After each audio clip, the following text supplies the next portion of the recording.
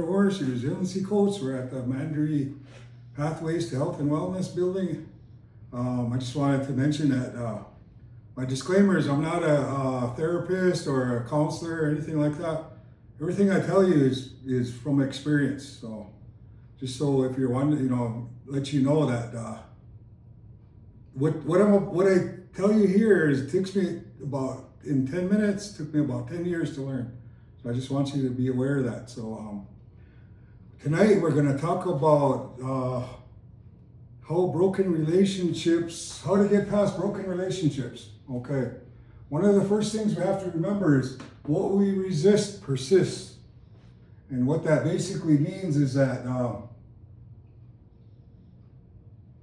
if you are resisting the natural healing process and if you're looking for instant gratification and a quick fix, all you're doing is you're going to re-traumatize yourself. You're going to go back to that same stuff. If you don't deal with it, it's just going to keep coming back. So what happens is when we use pain relievers, we can use pain relievers, but the pain is going to return.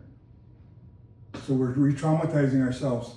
We have to let go of everything, especially the anger, the bitter, and the resentfulness, the bitterness. So we think that here's an analogy that we're going to use tonight. It's imagine you had an abscessed tooth. First of all, you might go into denial, and this abscessed tooth is like the pain of a breakup, divorce, whatever. So you can use a pain reliever like Anbesol or aspirin, and that's like the drugs and the alcohol. But like I say, if you keep resisting, it's going to always come back. Once that pain wears off, it always comes back. You're going to go back to that. So we think it might be too painful to pull or go through, but it's better to get it pulled, basically. If we don't, it can turn toxic, and that's where we get the anger, bitterness, and resentfulness. So how is a way we can end the suffering? And first of all, we have to acknowledge it happened, and it hurts and it is painful. Our ego took a hit. This traumatic event has affected us mentally, emotionally, physically, and spiritually. And if you ever been that, you know what I'm talking about. It takes you for a ride. It takes you, you get lost, confused, dazed, shock. You go through all kinds of emotions. And the second is surrendering. And when we surrender, what we're talking about is stop the blaming and making excuses. Stop the victim narrative. It's like, hey, this sucker, quit. Victim narrative.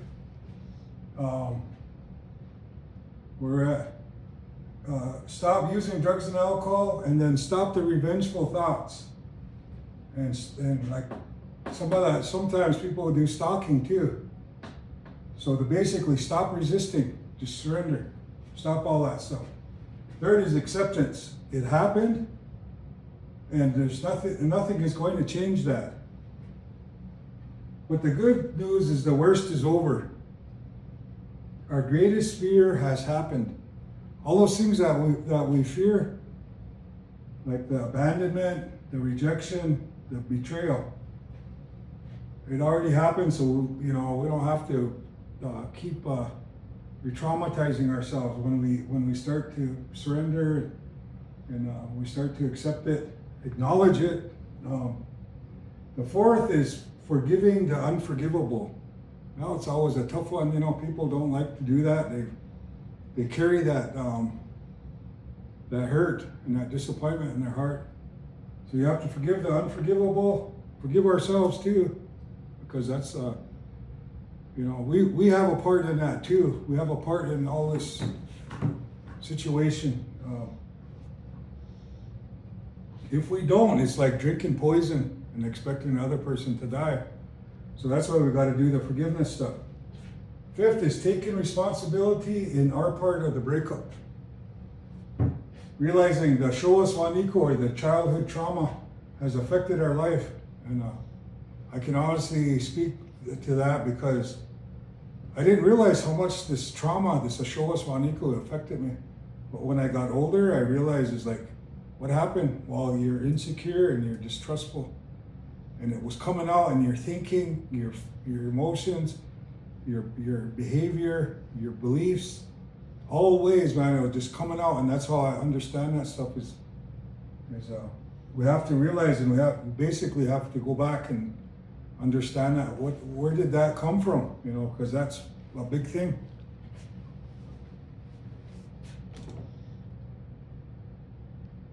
Oh, sorry, Zierman. So the fifth one is taking responsibility for our part, realizing all that stuff. Sixth is we have to come back and we have to start rebuilding ourselves. And a lot of that is self-discovery, self-acceptance, self-care. Basically taking back our power. That's what it really is. And how do we do that? And one of the things is because we believe the lies that were told about us, we have to start treating ourselves in a sacred way, the same way we would treat a sacred object. Because we were never treated that way.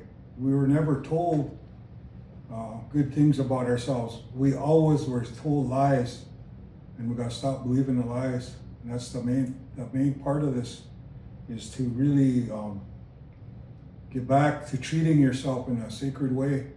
When you start to do that, that's when things start to happen. So that's kind of the whole thing for tonight. That's what we discussed here tonight. We have at our meeting. And why should we care?